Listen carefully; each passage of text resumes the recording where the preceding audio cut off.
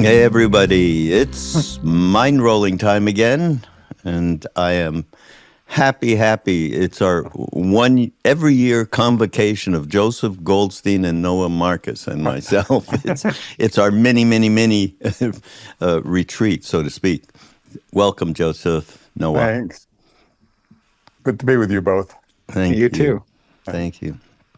So just before we got on, Joseph was mentioning, he was going off and somewhere, and he told me I guess you're doing something really. This can be not a big secret with Dan Harris, who has that wonderful podcast, which is called 10% with Dan Harris, I think. Yeah, 10% with Dan Harris. And anyhow, okay, you can explain it, and then I'll tell you my feedback. What are you doing with these wonderful purveyors of stock? So one of my students, the senior level person at Goldman Sachs, and so he's been coming to IMS and practicing for quite a few years, and has gotten into Dharma practice. And evidently, Goldman Sachs has programs throughout the years, kind of, I guess, employee wellness kind of things. Right. And so this month is, I don't know how they're framing it, but this student of ours arranged for Dan and I to do a little presentation. This student is going to interview both of us in terms of how meditation can help people in a high-stress work environment.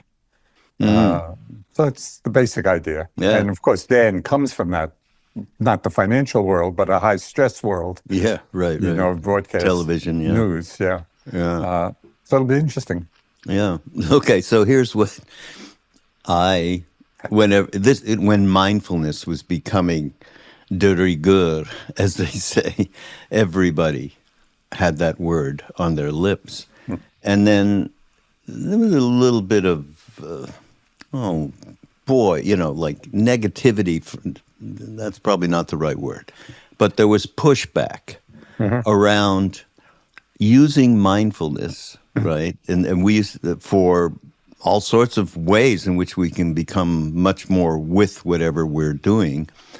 And we used to say, okay, so what? They're going to be able to sell a lot more stock now that they've gotten more mindful about it. This was a pushback kind of thing. But now, Mirabai Bush, of course, was deeply involved with training people from the Army. Okay, the pushback. What, you're training them so they're going to be more focused to be able to kill people, that kind of thing. Anyhow. Amazing. I'm going to start off here because I found something from His Holiness, the Dalai Lama. It was something he was just suggesting something that would, when you wake up in the morning, this is a good thing to do to basically get you out of me land immediately. So. And out of bed or still in bed? Still in bed, maybe. Okay, so as soon as I wake up, he says, in the morning, I remind myself that nothing exists as it appears. Then I think about sentient beings who want happiness but experience suffering. I generate compassion for them, determined to help them as much as I can to eliminate their negative emotions. Great, right? Absolutely. And I do have... Great reminder and aspiration, and good way to start the day. Yeah. So before I ask the specific question, before I got on this podcast, I was in another meeting with somebody I don't know that well, and lovely man. And I said, well, I'm sorry, but I'm going to have to cut this short because I'm doing a podcast with Joseph Goldstein. He said, who are you doing with? I said, Joseph. And I said, do you happen to know of him? Because it's not somebody I knew that was specifically on a path or anything. Wrong. Of course I know Joseph. And he says, I have a favorite story that he tells. And that story, and I'll tell it just because I don't even remember. Yeah, You yeah. probably won't remember it.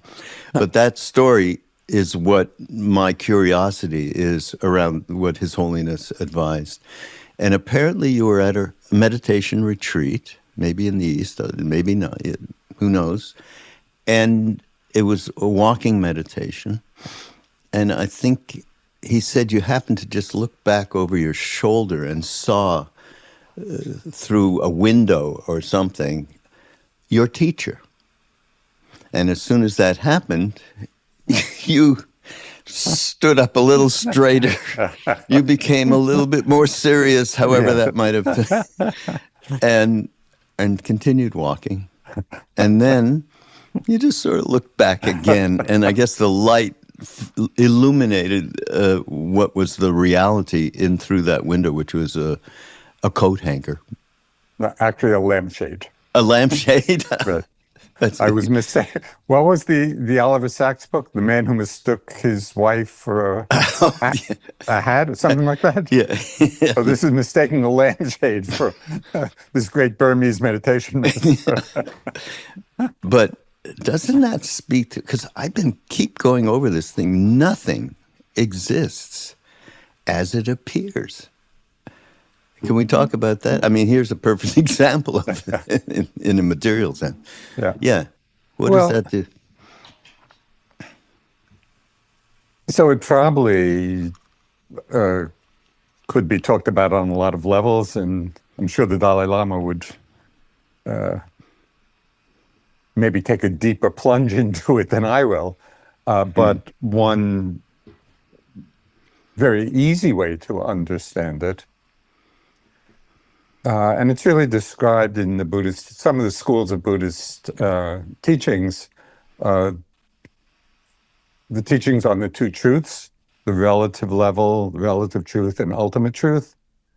And so just if we take an example of something very ordinary, let's say a cup, and we all know what a cup is, and we use it, and we can describe it and drink from it and all of that.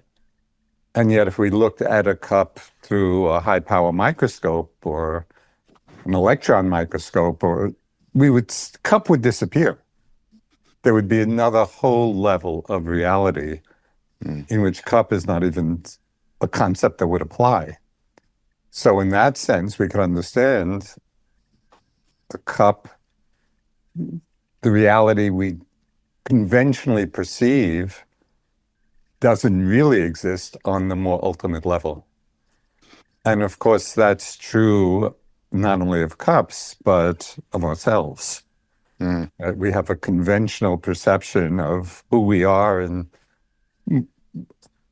identified more or less with the body, and the mind, and some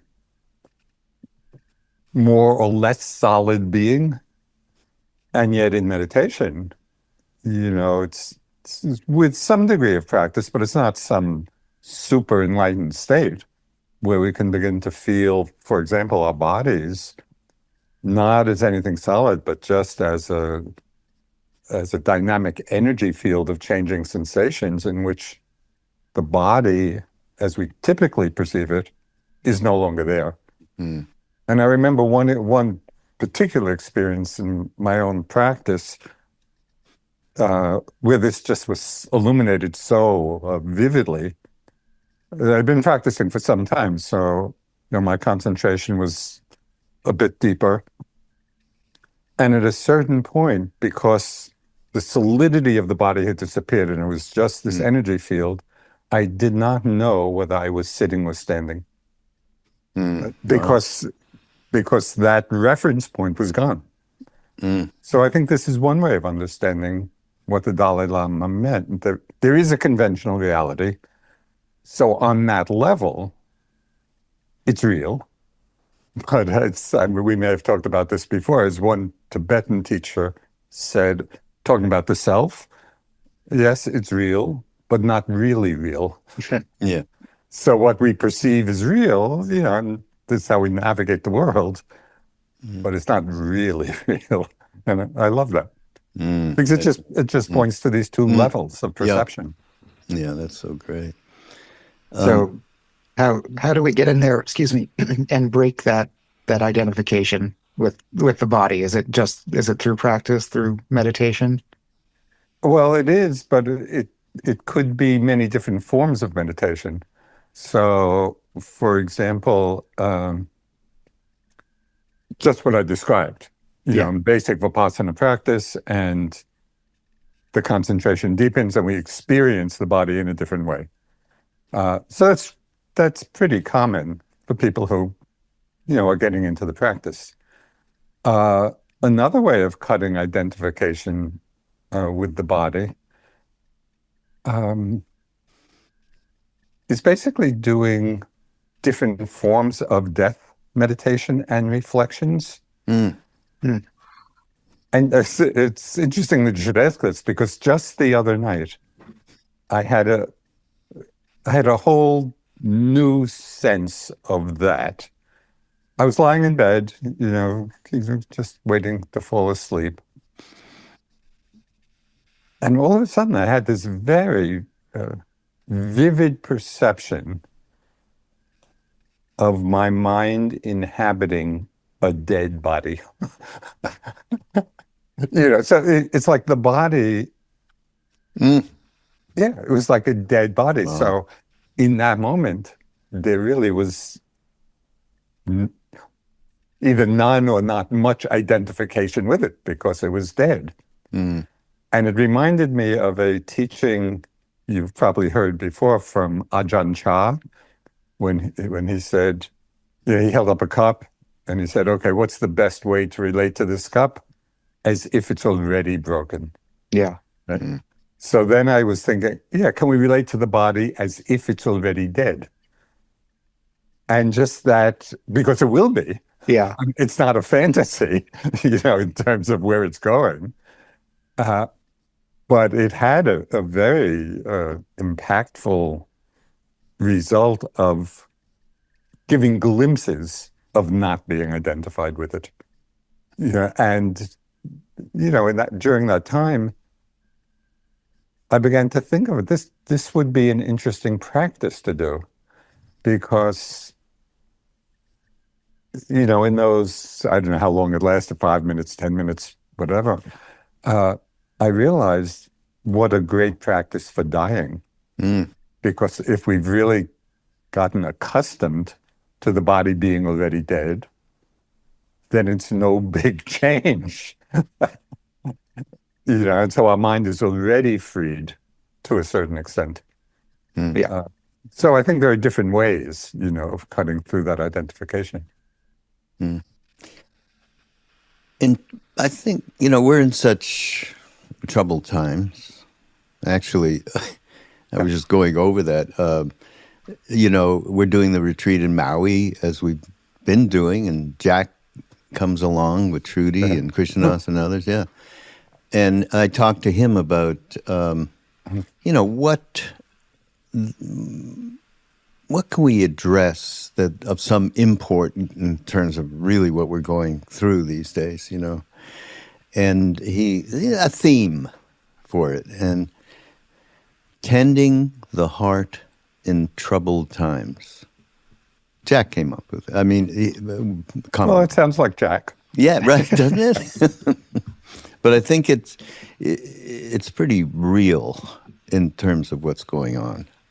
It's so difficult, is it not? And now, this experience that you had, and for what, all of what Ram Dass has represented over all those decades of teaching, is to get with re-identification would be a very, very appropriate way to approach a lifetime, rather than the last second, perhaps, that it may be, a little difficult then. Yeah, what do we think about that? What do we think about as an advisal to what, I especially am thinking of young people, up and into Noah's age, from 20s to 40. You're not young anymore. I know. How old are you, Sorry. Noah? 44 or so. Oh, Too many gray hairs to be young. Okay. So, yes, the practicality of we are. I mean, you could say the good part. It's not the right word of what's going on, and the anxiety that people have, and the fear that people have, and how to balance yourself in this situation. So much of it is just very untenable for people. well, I think the theme that you meant. How did Jack phrase it? Tending the heart in troubled times. Sounds a little like a Paul Simon song. So the question then is, how does one tend the heart? Yeah. And to me, because this has come up, during these last years quite often. And for me, two qualities, it's the cultivation of two qualities that seem to me to open a path through it all, right? And maintaining some level of ease.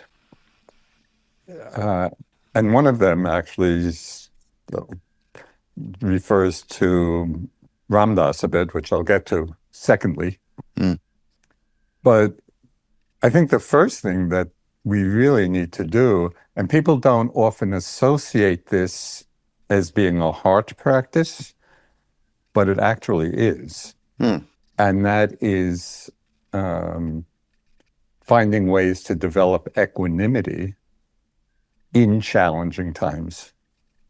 Because what contracts the heart, of course, is all the different manifestations of reactivity. Things are difficult and there's a lot of suffering. And the tendency is, often unconsciously, it's just habituated, is to be reactive. Very aversive to it, or angry about it, or whatever our conditioning happens to be. Is not helpful. It's not tending the heart. It's just increasing the suffering. So the question then is what are the different ways of strengthening the equanimity? And there are a lot of ways that I found really, really helpful, and some are super simple. One is going outside at night and looking up at the stars. Because from that perspective, no matter what's happening here, is a tiny little, it's less than tiny. I don't know it's just a blip in cosmic time. And so it says, when I go out at night, oh yeah, the universe is unfathomably immense, and I can feel my heart relaxing. It's like the heart opens up, almost reminding one of the sense or the feeling of awe about it all, instead of just this narrow focus on the particular challenges that are here. And we got some of that, Joseph, in those photos from the astronauts, exactly what you're saying. Absolutely. That's a good example. So just reminding ourselves, all of this stuff is happening, but instead of it taking up the whole frame, it becomes a little dot in the very large frame. And it just helps bring us back into balance, where we're not so reactive. So that's one. I said nature does that in general. I mean, the stars at night are particularly awe-inspiring, but it could be a walk in any kind of nature, just to ground ourselves in that way. Yeah, connect. So another thing that I find hugely helpful, and it is both idiosyncratic to me, but not only to me, but available to anybody, and that is, I love to read history. Because, and I read a lot, from all kinds of histories. And a couple of years ago, I read one book that really very applicable. And I know that we've talked about this in the past, but the title of the book is The Fall of Civilizations by Paul Cooper. I don't think so. And basically, he does a survey of world civilization all over the world. China, India, Europe, Africa, the Americas. So the whole world over thousands of years. And he traces the rise of these civilizations, the flourishing and the decline. And what becomes very apparent after reading all this, it's inevitable. It's absolutely inevitable. It's not a mistake. It's just what happens. As with everything else, things arise and they flourish and then they pass away. We're born, we live, and we die. So it's just part of the natural order of things. And what was particularly interesting, he traced the causes for the decline of these very disparate civilizations. They had very little in common with one another, except the causes of their decline. There weren't that many different causes. A big one was climate change, when the climate could no longer provide food for the growing population of when it was flourishing. So climate change was a big cause of decline. Political succession and the conflicts and civil wars that often resulted, and also just succession into, one might say, disastrous leadership. And it's not new. This has just been happening forever, And he had a few other causes, but it just struck me. Yeah, that it's not an aberration. The things we're going through now. And that also helped. When I remember that, and I step back from kind of the immediate reactivity that I see in myself, about what's happening. I read a headline, get really upset.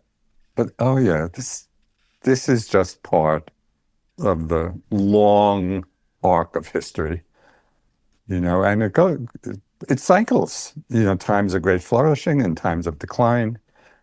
So that also helps.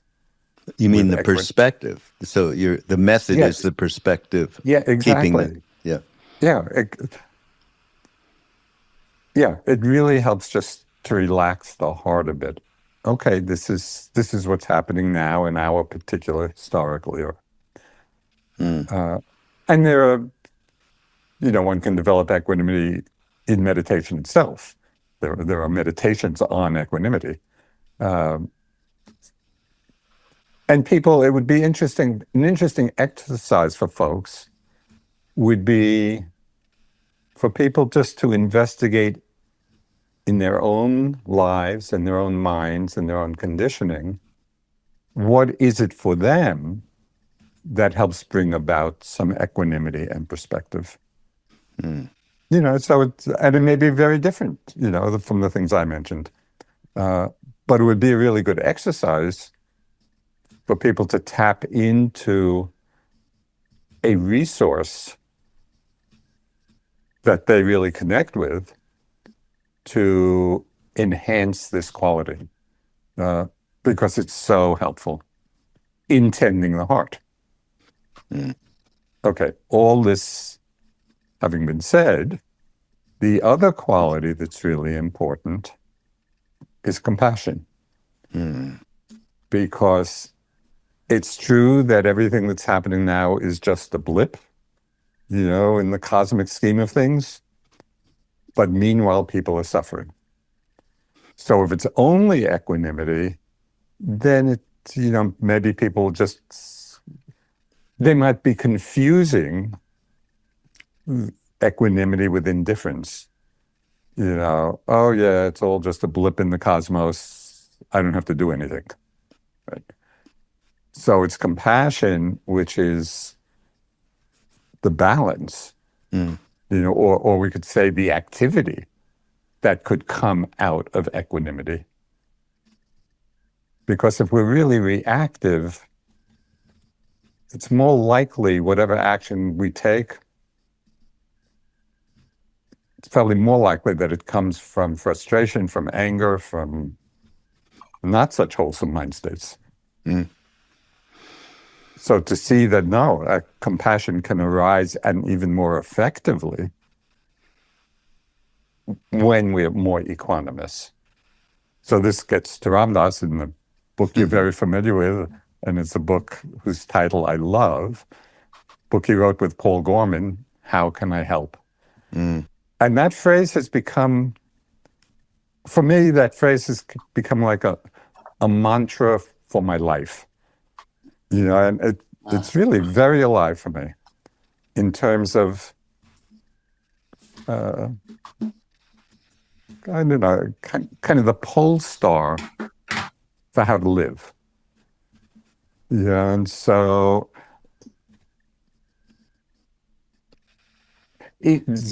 going back to what you said about the Dalai Lama's reflection upon awakening, I can't say that this is a conscious reflection when I awake, but it's deeply embedded now in my heart and my mind for many years.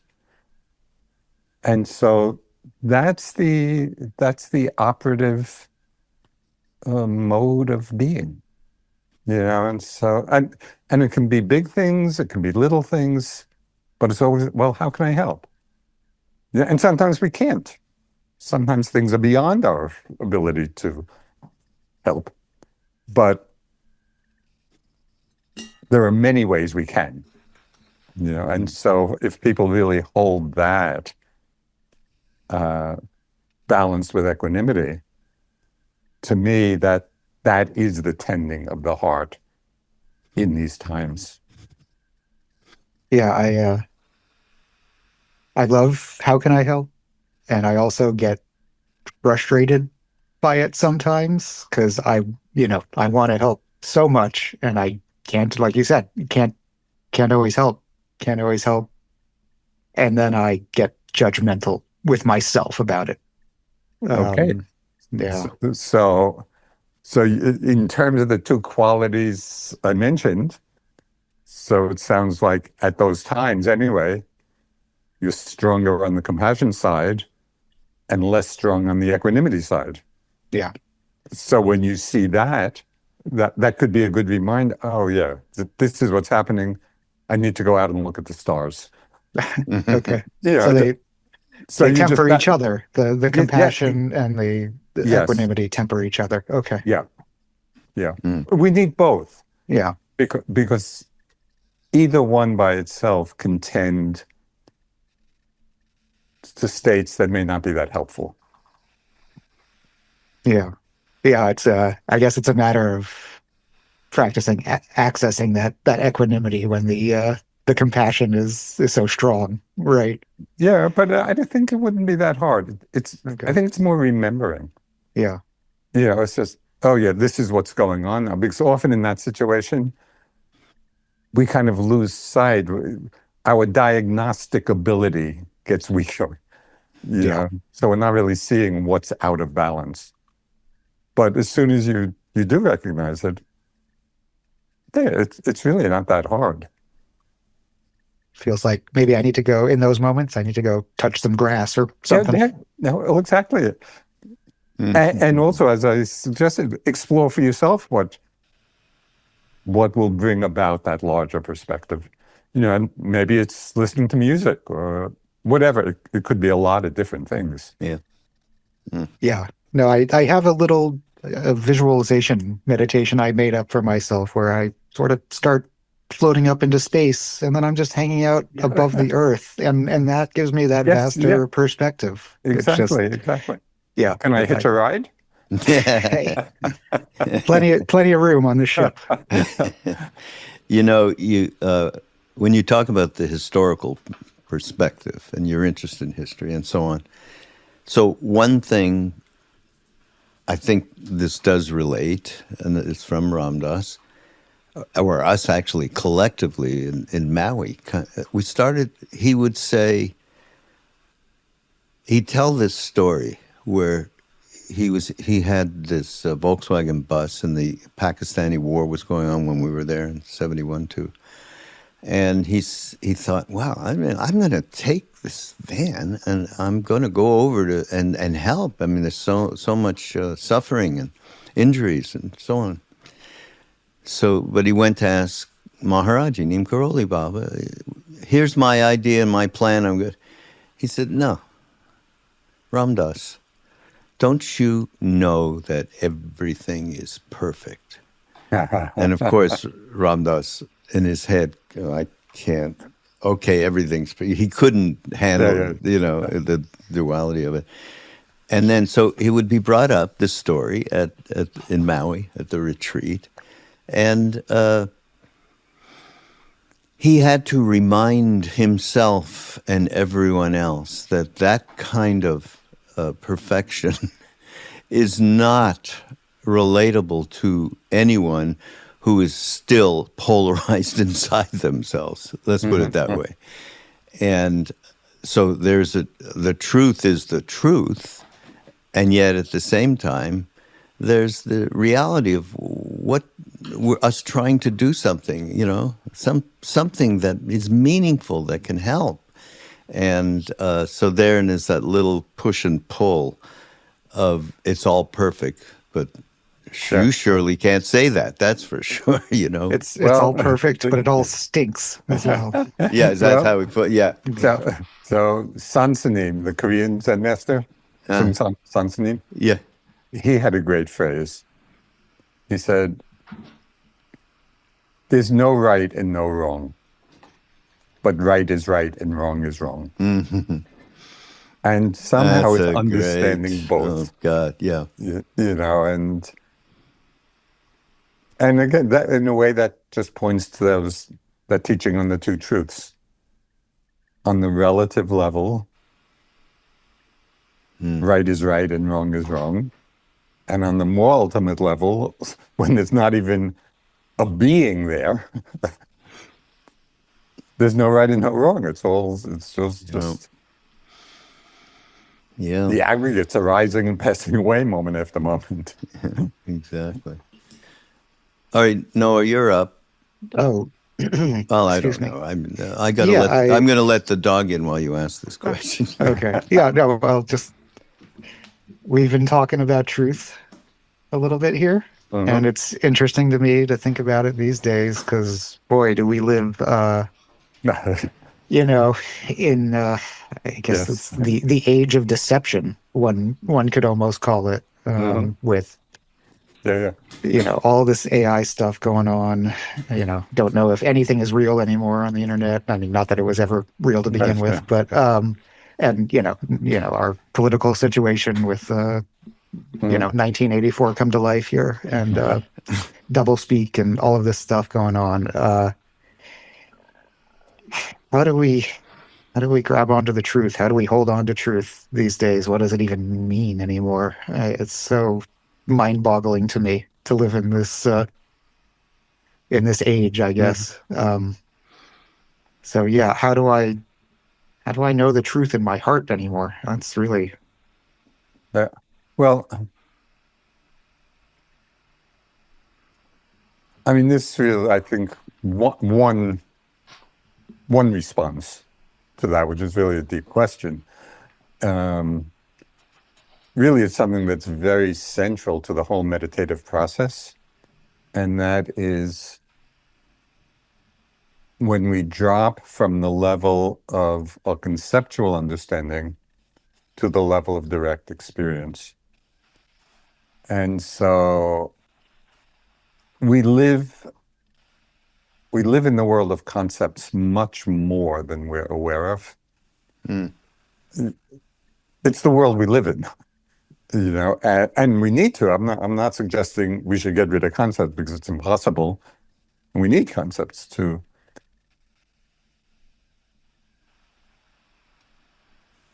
But if that's the only reality that we're living in, then it leads to everything you just mentioned, because people have very different concepts about things, and then they're very attached to their concepts of the world and how things work. But all of that's just mental construction, right?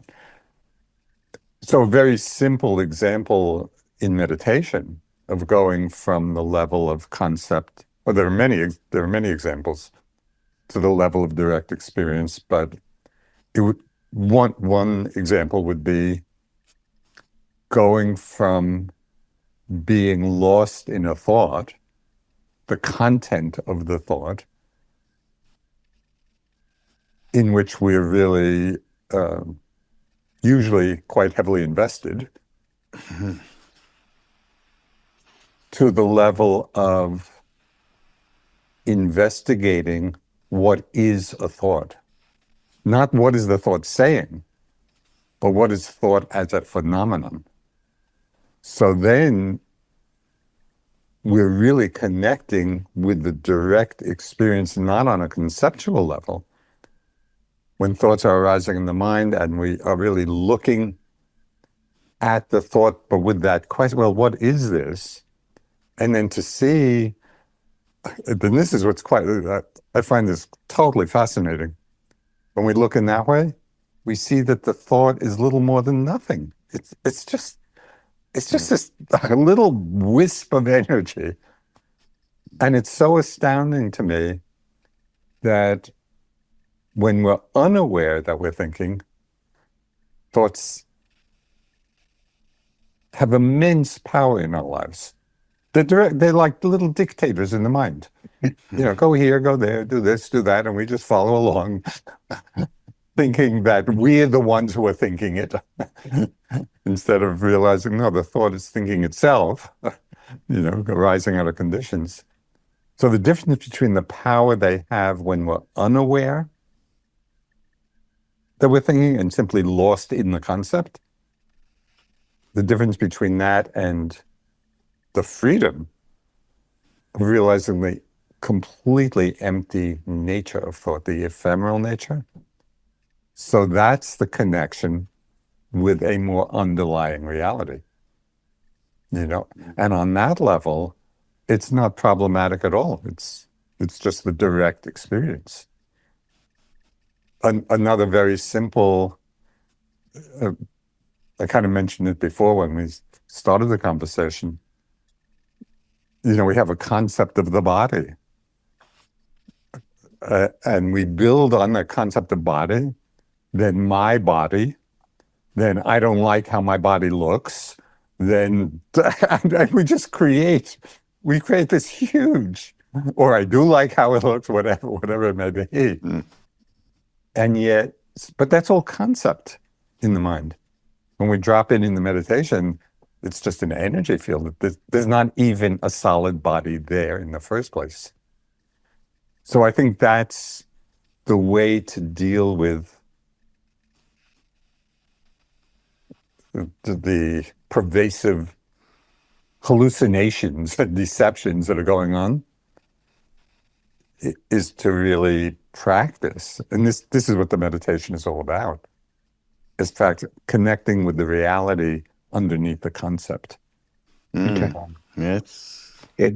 It is amazing. I've had times where it felt like I was literally drowning in my thoughts. Oh, It gets so real. It's absolutely. amazing. Yeah. No, you're the No, only it's- one that I've ever heard that happened. Yeah, no, right. nobody else has that Yeah. problem. But I didn't know that you've ever played with this before, but to really, when that's happening, and especially if you're in a meditative mode, to really, and it's particularly helpful when we're having a lot of thoughts, because then they're there, then to really turn the attention to that question and really looking directly at the thought, not at the content, but okay, what is a thought? It's completely interesting, Okay. to touch into that again and again. I'm going to try that next time. 'Cause Yeah. boy, do I, without fail, every time I meditate, I suddenly, become overwhelmed by thoughts. It's Yeah, amazing how so- that happens. Well, one other, what I just suggested, I think is the most interesting, but a kind of antidote to that, which I found really helpful, is when the mind is just being flooded with thought. We're on a thinking jag. What I found it's really helpful to sit with the eyes open, just a slit, not wide open, just a narrow slit. And what I found is it really cuts, I don't know what percentage, but a very large percentage of the thinking mind, for two reasons. One is, with the eyes slightly opened, it's connecting us with the actual reality of where we are. So we're less likely to just get lost in fantasy. Yeah. And holding the eyes in that quite unnatural way, where it's just a slit, that takes a certain intentionality to keep the eyes in that way.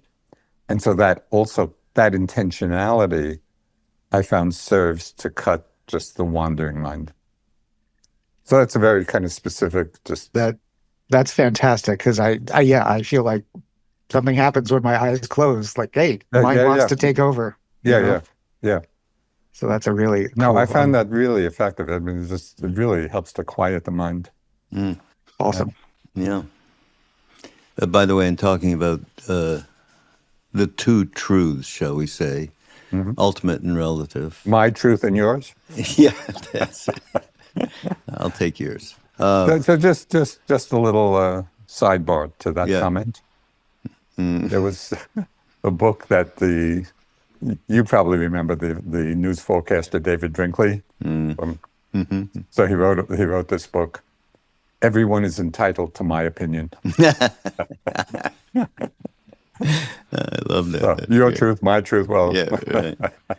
But I found something actually that speaks so right on to ultimate and relative truth, and how you get caught in one or the other, and there's no connection, and so on. This is from a very esteemed source, Nagarjuna, one of the great second century Indian philosophers, or however you would describe that. Without a foundation in the conventional truth, the significance of the ultimate cannot be taught. Without understanding the significance of the ultimate, liberation is not achieved. Yeah. That's great. That spells it out. Yeah. No, exactly. Yeah, it's very... Yeah, I mean, it really points to the fact that we need to take care of ourselves and the world and the conventional reality, and the experience of the more ultimate truth of the emptiness of it all allows us to do that without getting caught so much in reactivity. It's like the wisdom of the ultimate suffuses how we're engaging on the relative level. Yeah, so that he was pretty smart. At the same time, just to add one other thing around this ultimate and relative, Ram Dass himself experienced it in a conversation that he had with Neem Karoli Baba. That was, isn't it? It can only be true that action, karma, and grace, they're the same. They can't be two separate things. And the famous line from Maharaji was, Ram Dass, I can't talk about this in public. Okay. What? Who would say that? Later in the day, Dada Mukherjee, who's one of our mentors, came to him and said, Maharaji told me to tell you, Ram Dass and I understand each other very well. Ram Dass took that really to mean, yeah, there's no way they're not the same. I actually was in India with Siddhima, our Indian mother, and I wanted to know more about that. So I asked her, I said, here's the story of what happened, and what's the reality, Ma? And she said, of course. She may not have used these words, by the way, but ultimate truth. She would never have used that word, but grace, whatever you saw. Only one thing. That's true. They are not different, but you have to act as if they are. You've got to do something. Just what you're just saying. We've got to act. We've got to be in a situation where we can even see the way we respond. I mean, that's why mindfulness is so hugely important. See the way we respond. See what our motivations are. That has to be there. So that resolved something for me way back when.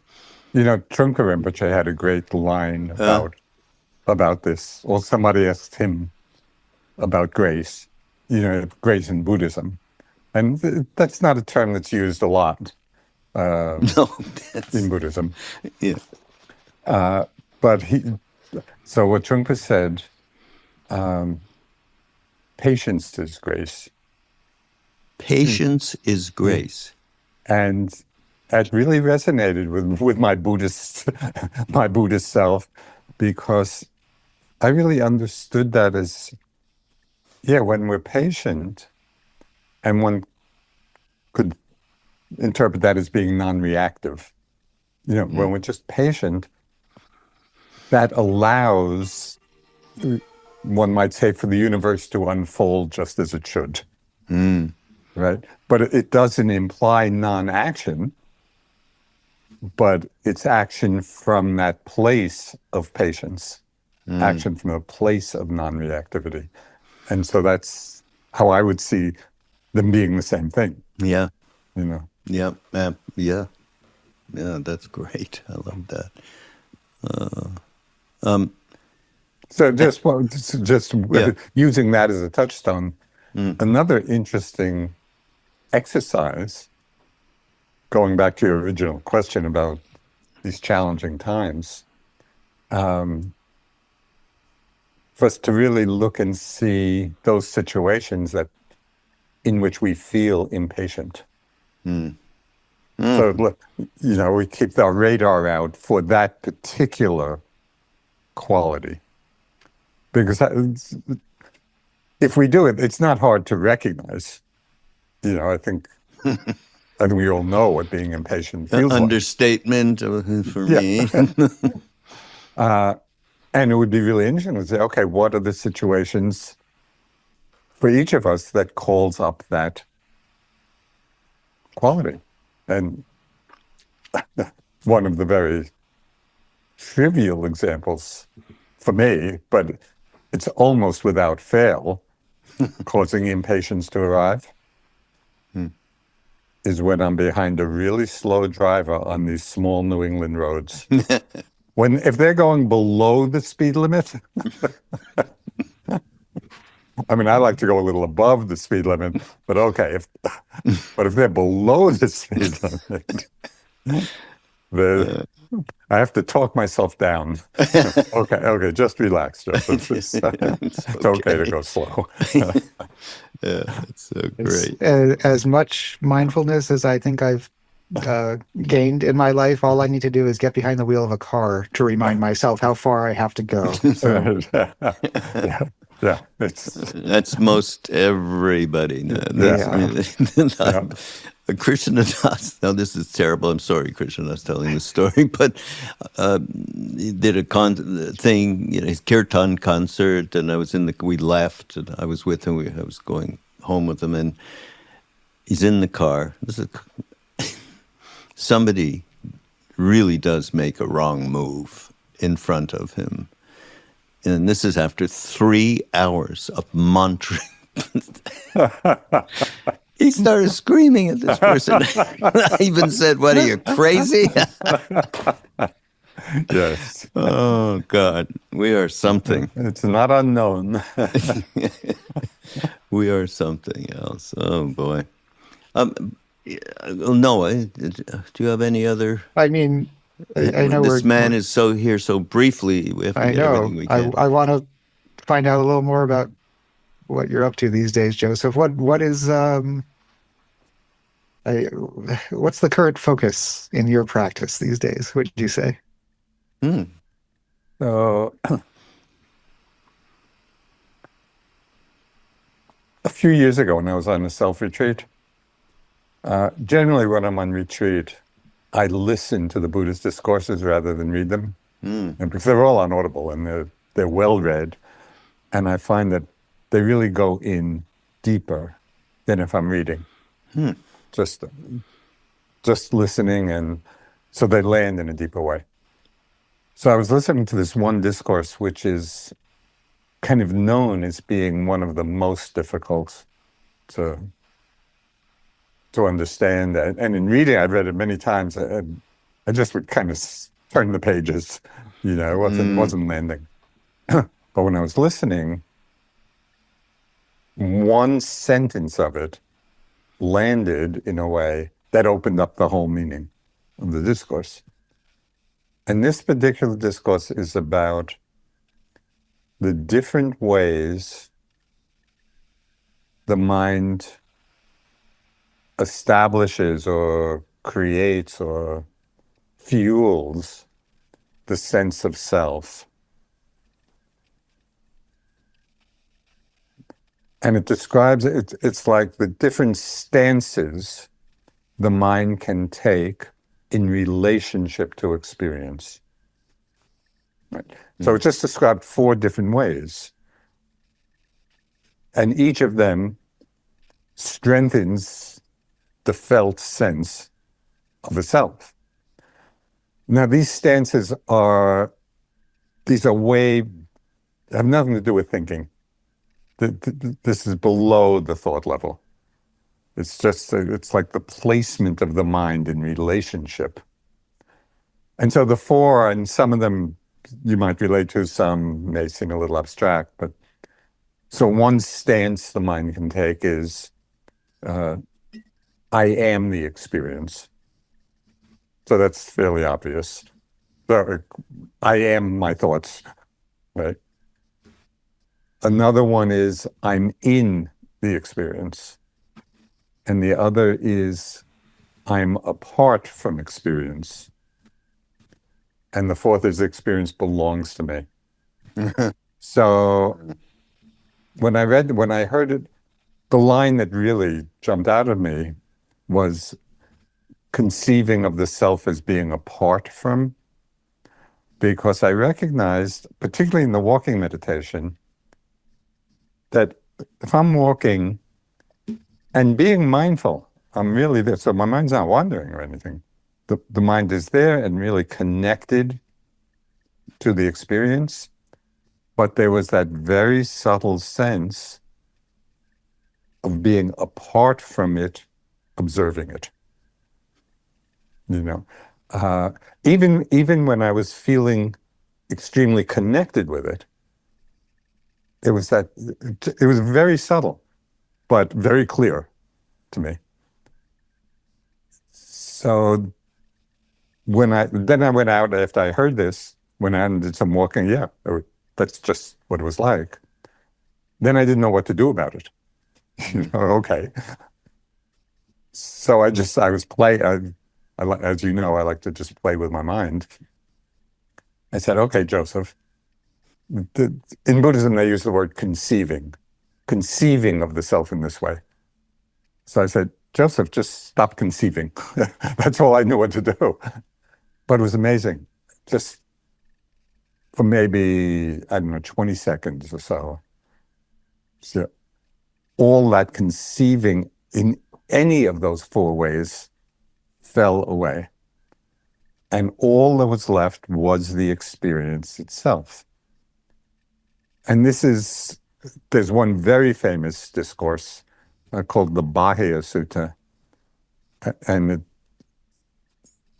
there was somebody the Buddha was giving this teaching to. He just heard this short discourse, and as this happy ending to all Buddhist stories, got fully enlightened. But the sutta basically, in the seen, let there be just what is seen.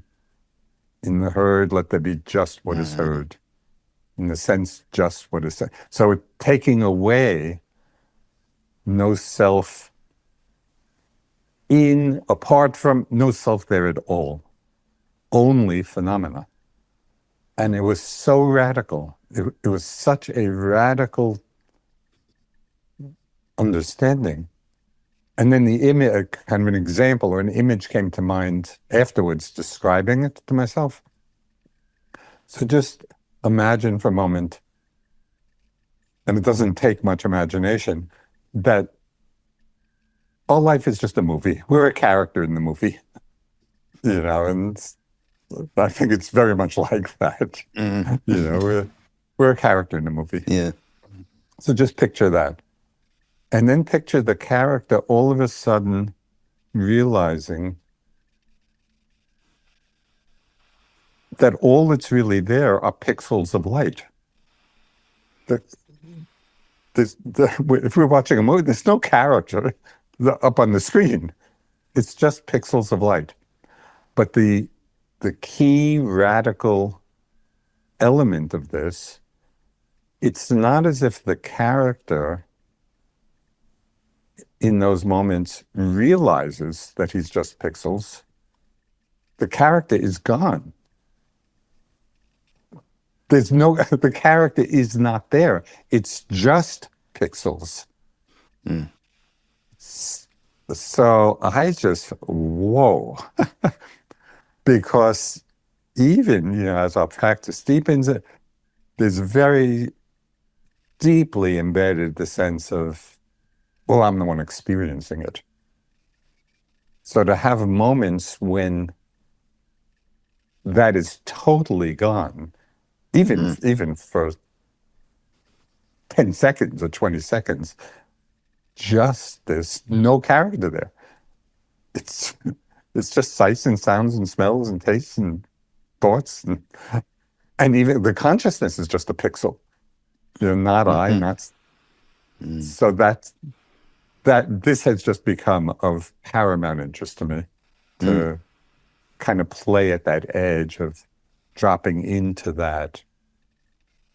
And then again, it's the brief experiences of it, but somewhat replicable.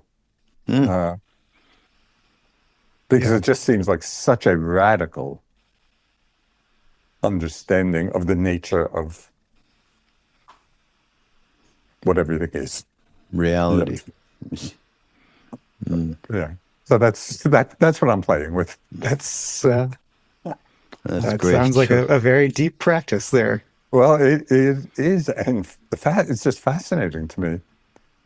And it illuminated for me kind of even when one has an understanding of non-self, and even a transformative understanding, that view may be gone, but still the habit patterns of this very subtle creation of a sense of self is there till we're fully enlightened.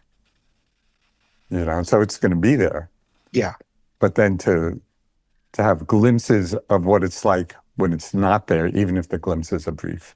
Yeah. I mean, it's so deeply ingrained in us. Yeah, that we don't- completely. Yeah. Yeah. That's part of changing the perspective of Oh, that we've been speaking to this whole podcast. right, but this is the ultimate change of perspective and Yeah, right. disappearing. Yeah, the disappearing perspective. But even the intention, I think that's more of what I'm talking about. Uh-huh. Yeah. To have that perspective. Yes. Yes. You know that.